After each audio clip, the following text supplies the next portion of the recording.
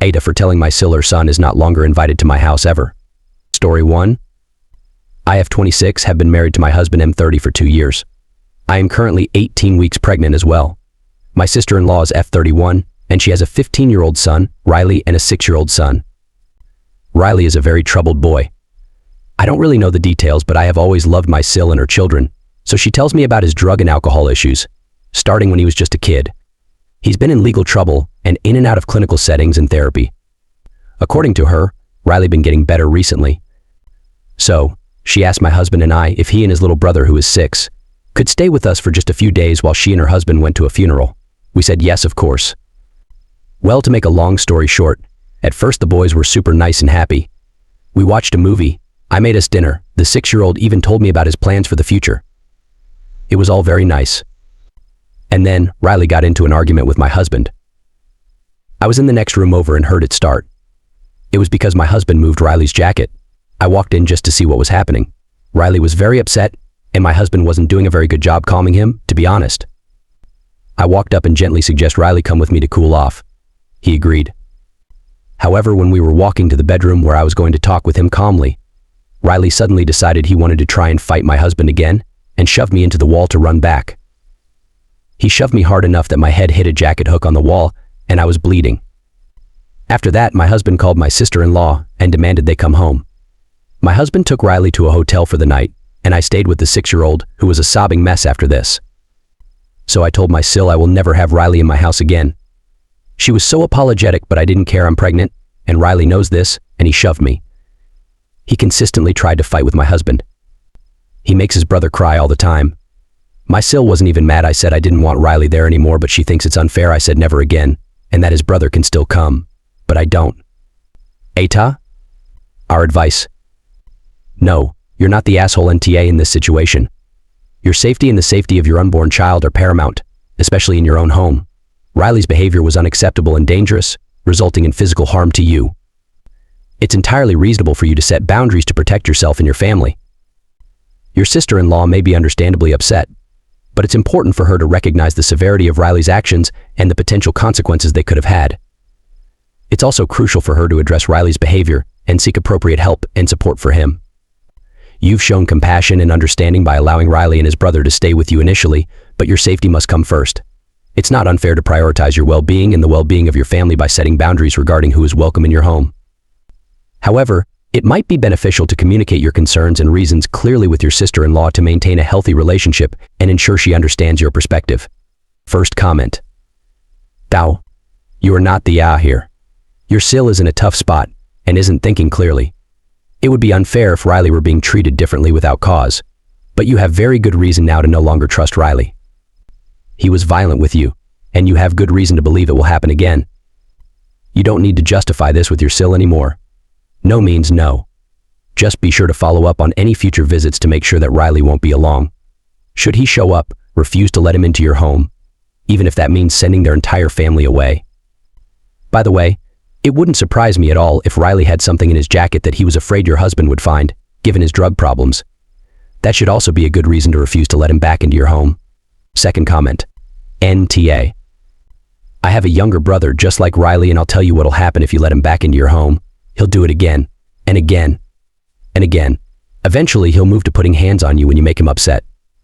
He'll steal from you and your family. If he gets back into drugs, his actions will only escalate and worsen. He caused physical harm to you and quite possibly your unborn child. Stand firm and be prepared for backlash from any extended family because, why no, family? Story 2. AITAH for not liking the birthday gift my husband gave me after his weird explanation about why he got it. I, 25F, and my husband, 31M, are married for almost 3 years now. Everything is going well in our marriage, but when it comes to my birthday, I feel a bit odd. I love the fact that he puts an effort to buy me gifts on special occasions like our anniversary, Valentine, birthdays, etc. A couple months ago, we were talking with my husbands about the new iPhone 15 Pro Max I'd like to have. I have an iPhone 12 Pro Max RN. He asked me repeatedly why I want the iPhone 15 Pro Max instead of the smaller iPhone 15 Pro. I simply replied with, I don't know. I'm just used to bigger ones, and I always watch all my series and YT videos on my phone, so the bigger screen is more useful to me. So when I feel that my current phone is dying, I will buy the newest one on my own BTTU. I hate watching TV BC. I move a lot in the house by doing household duties, so bringing the phone with me to continue watching my series is more useful to me. He insisted me that it's a bit ridiculous to want the bigger phone, but that's how I feel and what's more practical to me. Fast forward to my birthday last weekend. I had a very fun birthday with my whole family and everyone enjoyed the BBQ. After I blew out the candles, I received some cute gifts and then my husband came up to me with his. He handed me a little box he wrapped really cute, and after opening it I realized it was an iPhone Pro, not the Max. I was very happy. He obviously wanted to give me something I wanted. I hugged him and gave him a thank you kiss. However, when we came home, he asked me if I didn't like my gift. I said I did. That's when he said, I know you wanted the bigger one. But when I was at the phone mall, I was searching for the Pro Max, and that's when I saw the little one. I held both phones in my hands and thought that the little one was more practical due to the difference in size, and it fit better in my hand. The seller also told me that wives who have the Pro Max are more likely to keep a Pro Max than rather switch to smaller sizes.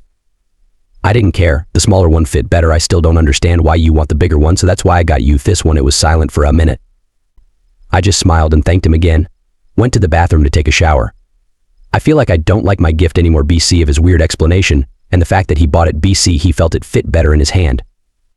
I am the one who is going to use it. IDK, it's odd to me, and I haven't used the new phone I got I like my current phone much more. My husband doesn't talk to me and calls me ungrateful. Our advice. It sounds like a tricky situation. First of all, it's completely valid to have preferences, especially when it comes to something you use every day like a phone. Your husband likely had good intentions, wanting to get you something he thought would be practical and enjoyable. However, his explanation afterward might have come across as dismissive of your preferences and more focused on his own comfort. Here's some advice. Communicate calmly. Sit down with your husband and express your feelings about the gift and his explanation. Try to avoid accusations or anger, but instead, focus on how you felt when he explained his reasoning. Let him know that you appreciate the thought behind the gift but felt a bit disappointed by the explanation. Empathize. Try to understand his perspective as well. Maybe he genuinely thought he was making the best choice based on what he observed and what the salesperson told him. Acknowledge his effort and intention while also expressing how it made you feel. Find a compromise. Since the phone is already purchased, see if there's a compromise that can be reached. Perhaps you could exchange it for the model you prefer, or maybe you can find a way to make the current phone work for you, such as getting a larger case for better grip or finding other features that you appreciate. Express gratitude. Even if you're disappointed with the gift, try to focus on the gesture and effort behind it. Express gratitude for his thoughtfulness while also gently discussing your feelings about the choice. First comment. Nope. He set out to not get the phone she wanted. Price had nothing to do with it. From the first paragraph, Op said that she often gets gifts from him that she doesn't like. When they talked about a phone specifically, he said it was ridiculous to want the one she wanted, despite her laying out very solid reasons for her preference. At the phone store, even while taking his wife's preference and the salesperson's recommendation into account, he says, I didn't care. The smaller one fit in my hand better, and I don't understand why you want the bigger one. Emphasis mine. This guy is a dismissive, manipulative asshole. It sounds like he's been doing this all along, deliberately not getting her the thing she wants, the thing she has told him she wants, but still something nice enough that he can accuse her of being ungrateful, making her feel bad for his wrongdoings. Op, please ignore these suggestions for passive-aggressive bullshit. When he asks for a PS5, get him a PS4. Try to return the phone. If you haven't used it and it still has factory settings, you might be able to, especially if you're trading it for a Max. If you can't, sell it on eBay and add your own dollar if you have to. You said you were prepared to buy a Max on your own, and get yourself a Max. When he notices and starts calling you ungrateful again, tell him, yes, I am ungrateful. Why on earth would I be grateful that you didn't buy me the phone which I clearly and repeatedly told you I wanted, but you ignored me and bought the phone you thought I should want? You really need to shut this down, firmly and honestly. It's that, or face a lifetime of your wants and desires being dismissed and trampled over. Discuss gift-giving expectations. Take this opportunity to talk about how you both approach gift-giving in your relationship. Discuss preferences, expectations, and how you can ensure that future gifts are more aligned with each other's desires. Ultimately, relationships are about communication, understanding, and compromise. It's okay to have different preferences, but finding a way to navigate them together respectfully is key to maintaining a healthy and happy relationship. Second comment.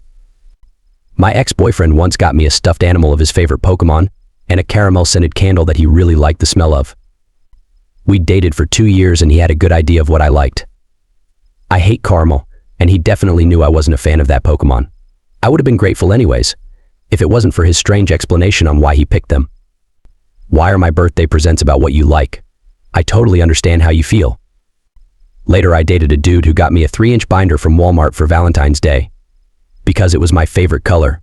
He left early that morning and came back with it, so clearly he forgot about Valentine's Day and that was the best thing he could find at Walmart, I guess. It still had the $2.99 9 tag on it. I have never even implied that I want or need a binder, so it just sits in my closet still. I just ask people not to get me gifts now, LOL. Maybe I'm too picky, but it just feels like no one ever really thinks about me. And the Walmart dude, I got him a $90 custom glass engraved nameplate for his desk that year.